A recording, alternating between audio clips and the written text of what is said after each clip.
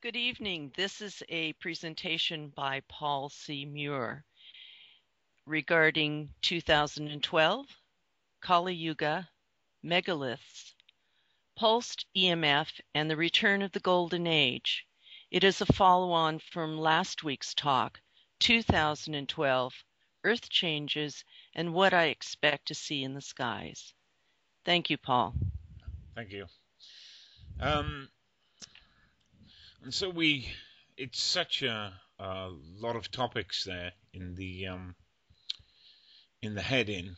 I'm going to take some time to try and join all the dots for everyone, just to show how all this fits together. It does fit together, and once if I can get the message over, it should be fairly simple to understand. And so I want to go back to where we finished off last week, which is the increased rotation of the Earth. Now, currently, there is a thing called a leap second. Mm-hmm. And these leap seconds are,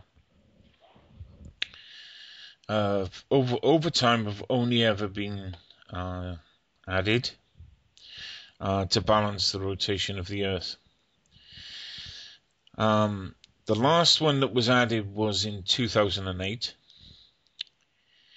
and since 2000, the correction of 2008, it has gone into a negative, which means that the Earth is spinning faster since 2008. For the majority of that time, it was minus 0.34 seconds, or milliseconds. And the period from now until 2012 is growing. Their prediction states that it's going to double that figure. So that figure is going to double. So since 2008, it was more or less minus 34.34 milliseconds. It's now going to double to 0.65. So you have to ask yourself, and this is one of the really important things. And we're going to say, well, this rotation now is going to change the energy of the Earth. And this rotation is by particle coming in from other solar systems, again, as I explained in the last week's talk. So the thing that puzzles me is, how are they predicting that this is going to speed up when there's nothing in the Newtonian model for it to speed up? And you have to look at the way they explain things. And so they talked about the Earth the last time we had a major earthquake, and they talked about the Ballerina Effect. So the ballerina is spinning on the ice with her arms out, and as she pulls her arms in, she spins quicker. So that's their mechanistic model. So we know that particles hitting, or at least the theory from the Orr-Bar wave is the particles hitting our magnetic poles will recharge the spin of the Earth. So do they know that there's a super particle coming from our direction, from space? Have they already observed it? That's why the prediction is accelerating. What are they making this prediction on? Because that's a very strange thing. It's as though they're telling us by that prediction they know something's going to change. And so we could be looking at more earthquakes.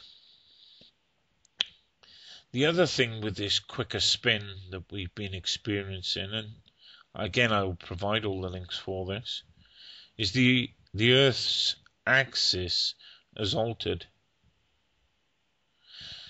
And so what we are finding is the moon's orbit is altered also. The sun is shrinking, and so all the geometry of the planets are now moving. And if anybody wants to have a look at the movement of the moon, there's an anomalous there's a publication, I forget which university, on the anomalous secular increase of the eccentricity of the orbit of the moon. And so the moon has changed position. So we are in the middle of this time of change. The energy is already changing everything. The sun is in minimum, more particles are coming through, the rotation of the earth has got quicker. The orbit of the moon has changed. The sun is shrinking. And so we have the rebirth or the new age. And so how does all these topics fit together? So why would I be talking about science, and how do they fit together? Well, the ancients were talking about science. And so what I'm going to move into is the effects of this energy on the earth, and the effects of megalithic structures and the pulsed electromagnetic frequency of the earth. So we used to, John and I, take people around a set of megalithic stones. We used to walk around these stones, and we used to clear energy from the stones before we'd walk them, so that people could feel the pulsed effect that are running through the magnetic fields. But of course, we don't have any proof of this other than the fact that we can take people there and physically demonstrate it. We couldn't demonstrate anything that we're talking about currently. They would have to participate in it. And so I want to talk about the principles of how this works in relation to science. In the Oxford Dictionary, there's a current description of a ley line. It's a supposed straight track connecting three or more prehistoric sites, regarded as a line of a former track and associated by some lines of energy or other paranormal phenomena. In an earlier version of the Oxford Dictionary, it's described as the meeting, a ley line meet at the base of a megalith.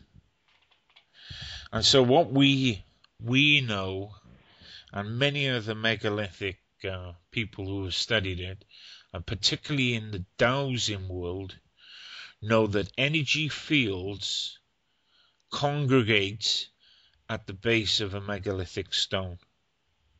The ley lines, these are sacred sites or sacred energy sites.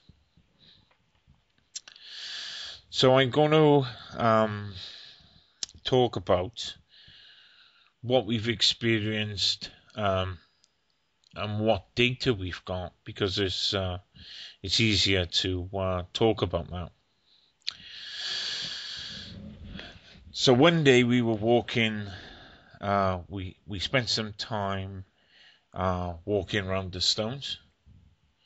I can't really explain what happens, but other than you get charged, you walk around the stones and you pick up charge from the stones, and eventually we became what we class as blitzed.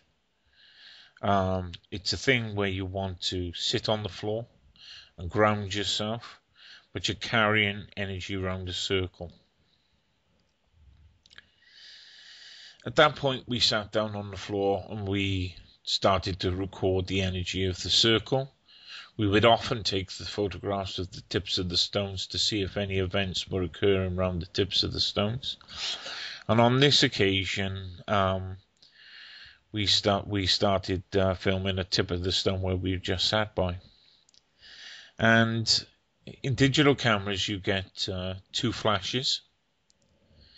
You get the pre-flash, and this is at night now. You get the pre-flash, which sets the focal length of the photograph, and the second flash, which then provides the main flash for the photograph.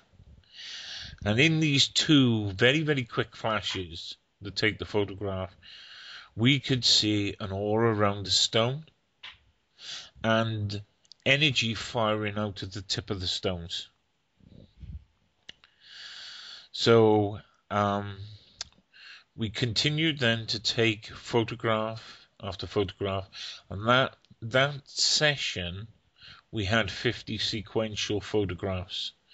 It took about 4.5 to 5 minutes, and each of the photographs were about 6 seconds apart. Obviously they grew as the batteries failed in the cameras.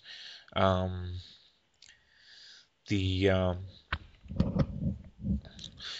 timing, the time between them got a little bit bigger. So, but as on average, it was about 6 to 8 seconds.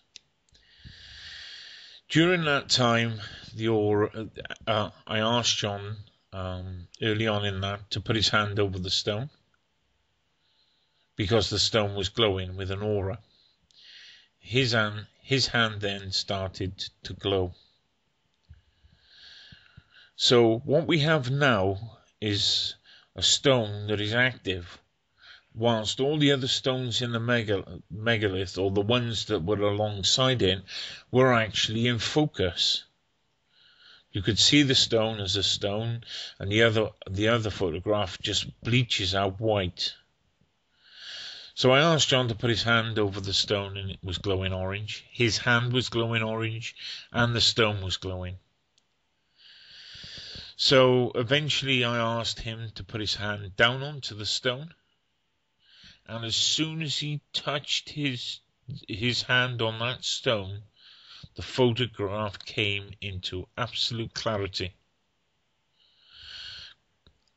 As he took his hand back off the stone started glowing and his hand started glowing. So what he was doing was earthing the effect of the stone. Now I've shown that to camera experts and they say it's flashback, but then I show them the next set of photographs of where we both put our hands on the stone, and then we both touch the stones, and the stones are glowing, and as soon as they're touched, they come into a normal focused photograph. And the only thing that photographic experts have ever said is, you've doctored the photographs. Well, obviously, there would be no point in that. They're all in sequence. You can see their sequence, and you can also see if anyone's photoshopped anything anywhere. So we have to ask ourselves, and the doctor of geology who's been helping, or who was helping me up until that time with the research, came up with a suggestion that it was piezoelectricity. So what we have is these mythical fields, which because of the declining magnetic field that we're at flat bottom at the moment, science can't find them anyway. It's an intermittent effect. It switches on, it switches off. It's like a pulse. But it's an intermittent effect, and with a weak magnetic field, you're not ever going to be able to use any science to test for these fields, because you have to get them on and working to see an energetic effect. So this is interesting. Piezoelectricity, which was the suggested effect that was firing out of the tips of the stones, is a charge which accumulates in solid materials, in crystals and ceramics. And these are the interesting ones. Biological matter such as bone. So you have piezoelectric effects in bone, and DNA and various other proteins.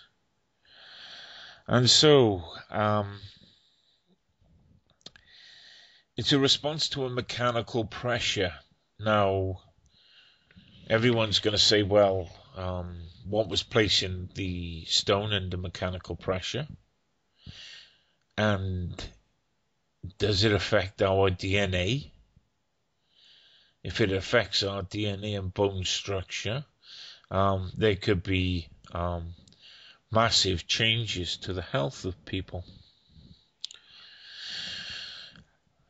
If you imagine now two magnets and you place the poles in the opposite directions and there's a repelling force, that would give you a mechanical force. And so the magnetic field interacting with the quartz in the stone was providing the energy for those for the megalith to be firing out the tip. We obviously repeated that study, and we got it on video camera as well. So that is energy that is probably present in megalithic stones.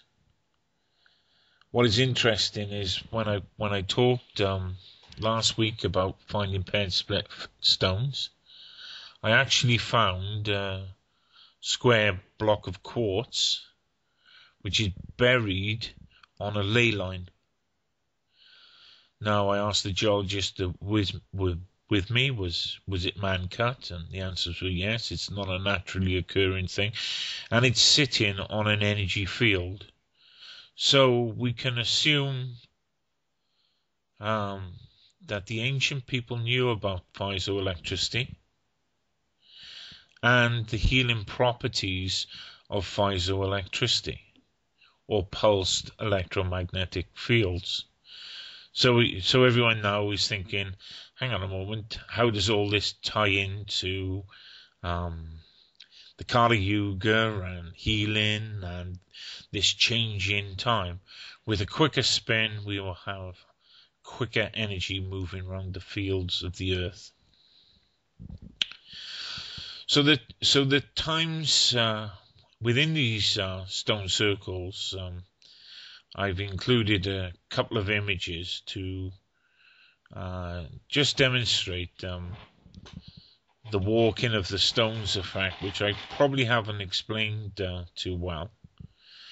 So I'll just explain it. When we walked into the stones, we would be feeling vibrating energy. We would clear the energy away from the stones. We would walk a participant around the stones, and then we would photograph their hands or whatever to see how much charge they've picked up.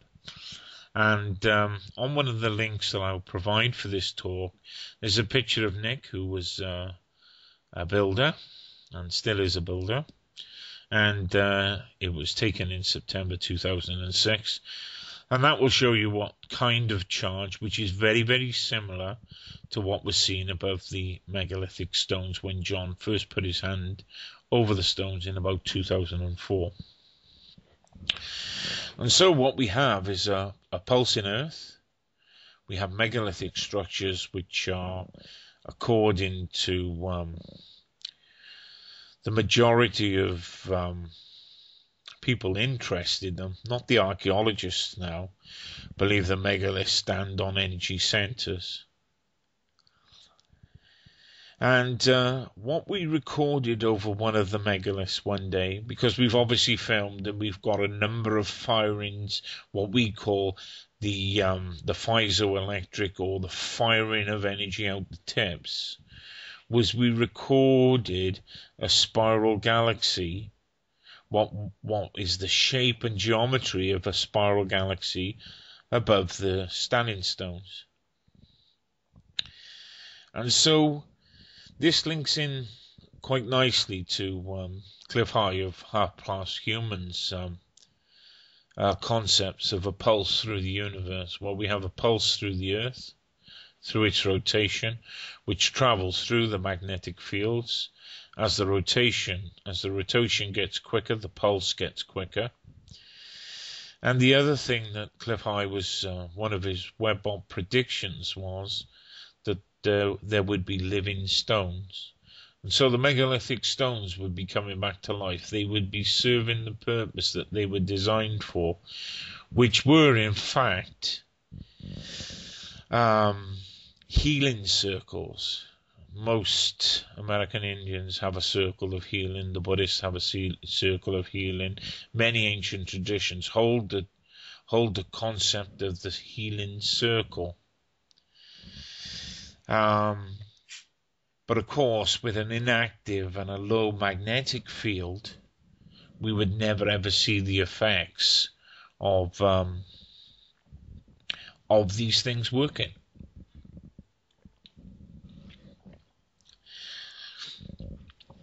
So what I'll give some evidence of some of the research that's gone on about these megaliths, and how this increased magnetic field will start to change things, because it will start to act on DNA, as the Piezoelectric effect does on DNA and bone. And so the ancient megalithic applications is, anyone interested is this. There's a book written called The Seed of Knowledge, Stone of Plenty by John Burke. And what John Burke noticed was that there were seeds. I think there was some archaeology where there were seeds that had been stored in a rock chamber in America. So what he did is he placed 40 seeds of blue flint corn inside a Native American rock chamber with highly magnetic stone slabs. And he did the double-blind experiment. And they not only grew 100% faster than the 40 controls, they produced 3 times as much corn by weight. And so these rock chambers, they used to put their seed in, and they used to germinate quicker because of the magnetic effects of that chamber. And actually John Burke developed a product that would charge seed with magnetism, and it produces that extra weight. But obviously it's not endorsed by Monsanto or anyone else like that, because they want to sell the seeds. And so we have to have a look at the idea of this consecrated ground and the Illuminati. I think many people have written books or talked about all their geometry, where they place certain things, the 33 degrees. So they already know about this field. They just don't want us to know about it. They don't want us to know why they put obelisks in certain places, because this is the sacred geometry of the earth. Churches, numbers and numbers of churches have been built on ancient burial grounds and megalithic sites. And the actual terminology for a consecrated ground is a ground of paranormal activity or mystical forces. So even the church using this consecrated ground understood its origins were a place of mystical forces, which is no different than the megaliths were.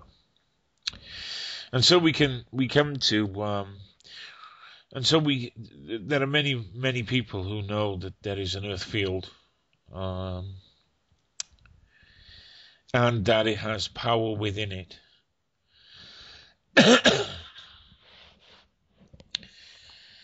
So I want to carry on with, I'm trying to draw a picture of past in so much as the megaliths. There's quartz crystal in the sedimentary rock. That sedimentary rock is put under pressure by a magnetic pulse.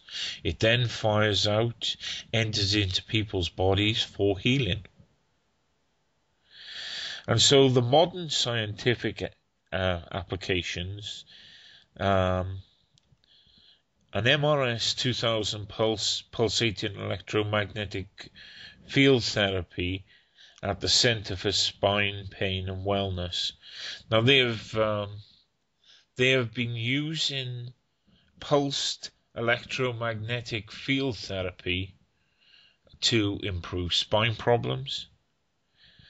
There's also a webinar or a web broadcast on pulsed electromagnetic field therapy.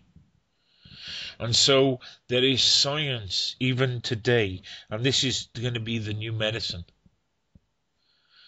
Because our understanding of it, because of the reactivation of the earth field, we are going to be able to relate to why this magnetic pulsing works. And so there's a number of fields of research into pulsed magnetic therapy, and it relates to our psychotic age. We have a depleted magnetic field, and if you I'll read this little quote from a website, because it's probably easier than me explaining it that way. Pulse magnetic therapy and depression. A pulsed electromagnetic therapy and repetitive transcranial magnetic simulation research review. Now that link, by using the pulsed electromagnetic frequency, depression is relieved. And so depression, the net cure for depression is electromagnetics. There's another clinical study of low field magnetic stimulation in mood disorders. And so we have to have a look at all these things and say, well, how does just a quicker rotation link to a changing age of the Kali Yuga? And I think I need to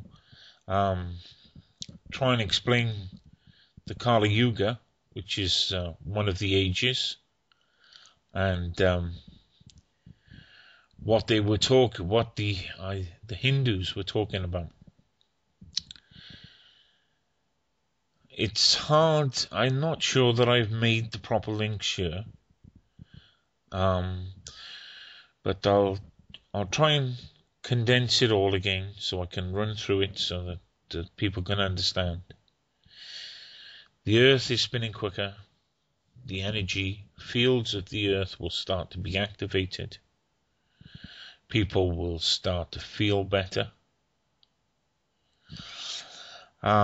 We will start to believe in the megaliths. We will start to see the energy of creation, and the whole nature of the way that we used to live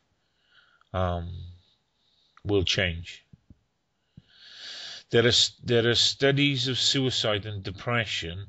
Now there is a conflict with our electrical pylons, and there is studies of suicide and depression and magnetic fields, but these are magnetic fields generated by pylons which are different to the Earth magnetics. We provide here, and this is a publication which I'll provide a link to this talk. We provide here abstracts for the major studies on magnetic fields or power lines and suicide clusters. And so there's a cluster and depressive effect caused by electrical pylons. And so as we as we regenerate the field, or as the field is regenerated through the solar minima, we will change the age. So what I want to do now is talk about the Kali Yuga. So the Kali Yuga is the age of the female demon. And I'll cover this in my forthcoming talk in January, entitled 2012, The End of the Illuminati Power Source, the Rapture and the Faster Rotation of the Earth. And so what do they say about the Kali Yuga? Are we in this age? Does it ring any bells? So the Kali Yuga, so we have the Mayan calendar starting at 3114 BC. And the Kali Yuga began at midnight, 18th of February 3102.